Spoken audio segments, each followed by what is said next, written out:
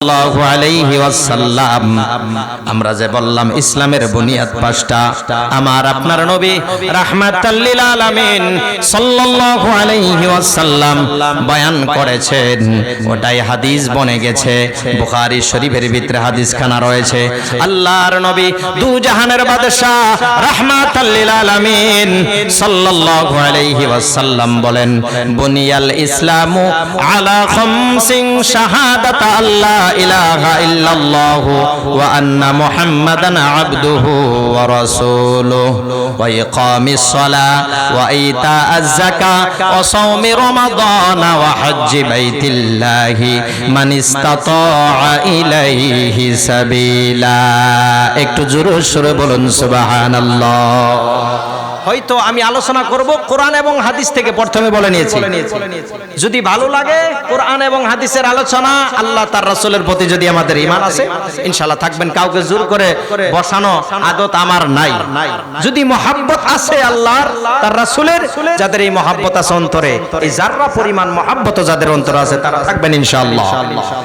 এবার আসেন, ইসলামের বুনিয়াদ, ইসলাম কয়টি বস্তুর উপরে ডিপেন্ড করে?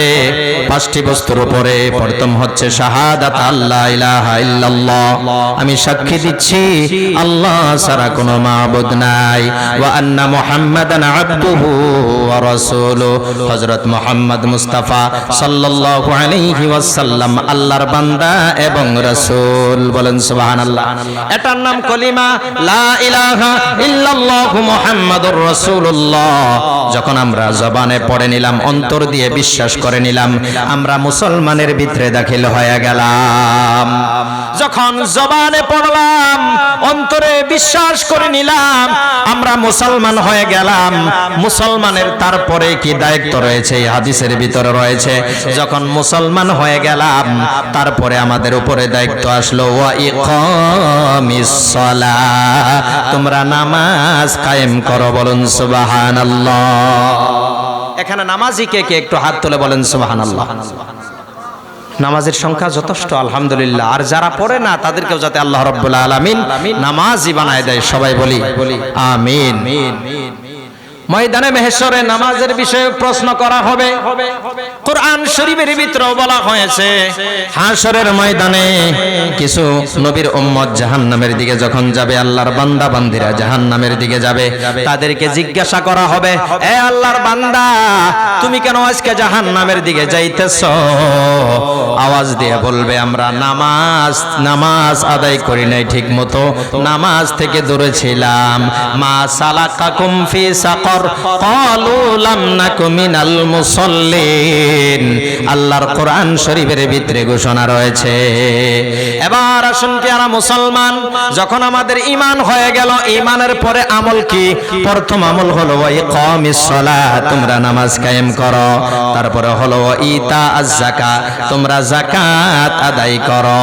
তারপরে বলা হয়েছে ওয়া সাওমি রমাদান, তোমরা রমজান মাসের সিয়াম পালন করো, রোজা রাখো, সিয়াম পালন করো। পঞ্চম নম্বর হয়েছে ওয়া হজ্জি বাইতিল্লাহি মান ইসতাতাআ ইলাইহি সাবিলা।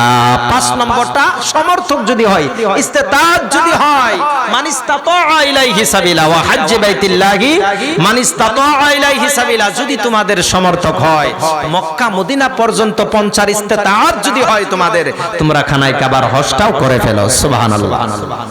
এটা হলো কি? ইসলামের মূল।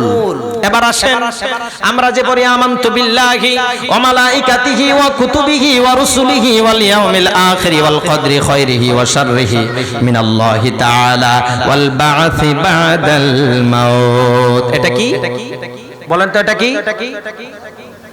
হ্যাঁ, এটা আসলে তো মুত্তাফাক আলাই হাদিস, হাদিসের ভিতরে রয়েছে।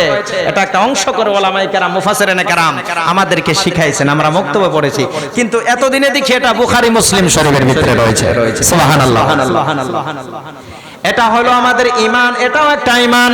এর ভিতর থেকে যদি একটা আমরা ইনকার করে, হাদিস শরীফের ভিতরে আসছে, মুসলিম শরীফের ভিতরে আসছে, কেউ যদি তাকদীর কেউ ইনকার করে দেয় যে তাকদীর বলতে কিছুই নাই, এমন কথা যদি কেউ বলে ফেলে, এমন কথা বলে যদি কেউ যে মওতের পরে যে আবার জিন্দা করা হবে, হাসর ময়দান কায়েম হবে, এটাও যদি কেউ অবিশ্বাস করে, অল বাসি বাদাল মাউত, এটাও যদি কেউ অবিশ্বাস করে, এই 7টি যে ফরজিয়াত বলা হয়েছে, আমানতু বিল্লাহি ওয়া মালাইকাতিহি ওয়া কুতুবিহি ওয়া রুসুলিহি ওয়াল ইয়াউমিল আখির ওয়াল কদরি খায়রি ওয়া শাররিহি মিনাল্লাহি তাআলা ওয়াল বাসি বাদাল মাউত, এর ভিতর থেকে একটি বাক্যও যদি কেউ অস্বীকার করে, ওই ব্যক্তি, হাদিস শরীফে বলা হয়েছে, আমার আপনার নবী বলে, ওই উম্মত যদি উহুদ পাহাড় সমতুল্য যদি স্বর্ণ রূপা দান করে, এই ঈমানের বিষয়ে যদি একটু খাটো থাকে, তার দান আল্লাহর দরবারে কবুল হবে না।